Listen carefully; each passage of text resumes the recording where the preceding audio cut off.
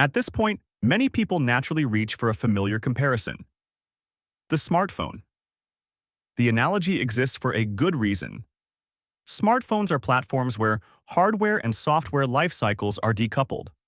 Applications are built on top of stable interfaces. Features evolve without changing the physical device. This is the mindset the automotive industry is trying to adopt. But the comparison has limits. Vehicles are safety-critical systems. They operate in harsh environments. Failures have real physical consequences. The smartphone analogy helps explain platform thinking, not development simplicity. Understanding where the analogy applies and where it breaks down is essential to understanding software-defined vehicles correctly. When people hear the term hardware abstraction, it often sounds mysterious or overly technical. In reality, the idea is very simple. Hardware abstraction is about separating concerns. Software teams focus on vehicle behavior and features.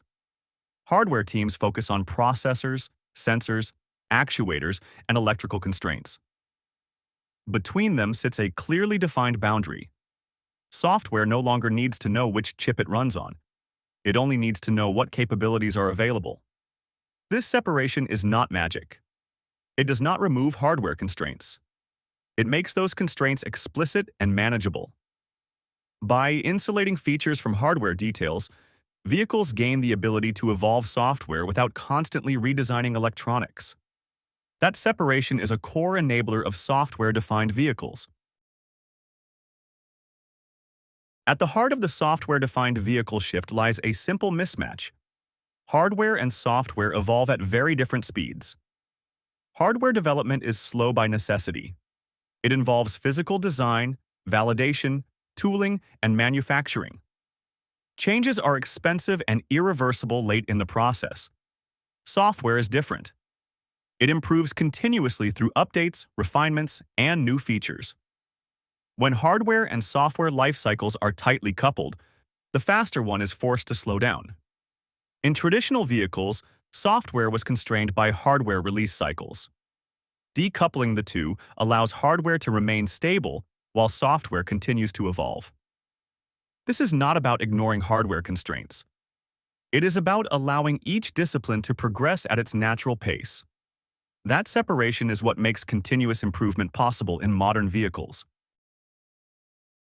Traditionally, vehicle development followed a very clear endpoint. Once hardware was frozen and production started, development effectively stopped. In software-defined vehicles, that assumption no longer holds. Hardware still freezes. Processors, sensors, and wiring remain fixed once the vehicle is built. But software does not stop. Features continue to improve. Algorithms are refined. Behavior is adjusted based on real-world usage and data. This creates a completely new reality. The vehicle a customer buys is no longer a finished product. It is a starting point. Capability can grow after production without changing the physical vehicle.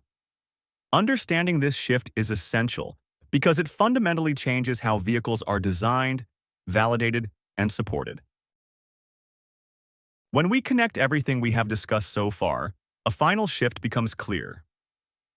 Traditional vehicles were treated as products, designed, built, sold, and largely frozen at launch. Software-defined vehicles force a different way of thinking. The hardware provides a stable foundation. On top of that foundation, software delivers behavior, features, and continuous improvement. This is what turns a vehicle into a platform, not a marketing platform, an engineering platform. Platform thinking does not mean unlimited change. It means intentional separation between what must remain stable and what is allowed to evolve. This mindset shift changes how vehicles are designed, validated, monetized, and supported over their entire lifetime.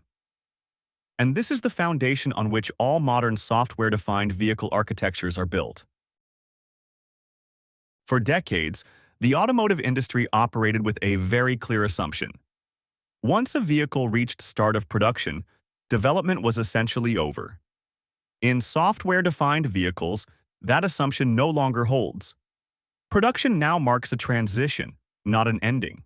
The physical vehicle is complete, but its behavior is not. Software continues to evolve after customers take delivery. Features improve. Issues are corrected. Capabilities expand over time.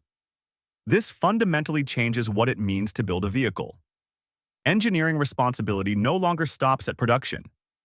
Validation no longer happens only before launch. The vehicle becomes a long-lived system that improves in the field. And with that shift, everything changes. Architecture, development processes, validation strategies, and even business models. This is why software-defined vehicles are not just a technology update. They represent a permanent change in how cars are built and owned. Before we move forward, it is worth pausing and anchoring the core insight of this module. The automotive industry did not change because it wanted to be modern. It changed because the old model stopped scaling. Physically, wiring, weight, and packaging reached practical limits.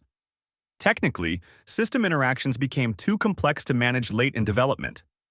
Organizationally, ownership and coordination broke down under growing system coupling. None of these problems could be solved in isolation. Adding more process did not help. Adding more tools did not help. A different architectural model was required. This realization is the foundation for everything that follows. In the next module, we will build on this insight and ask a more precise question. What parts of a vehicle can actually be software-defined, and what parts cannot?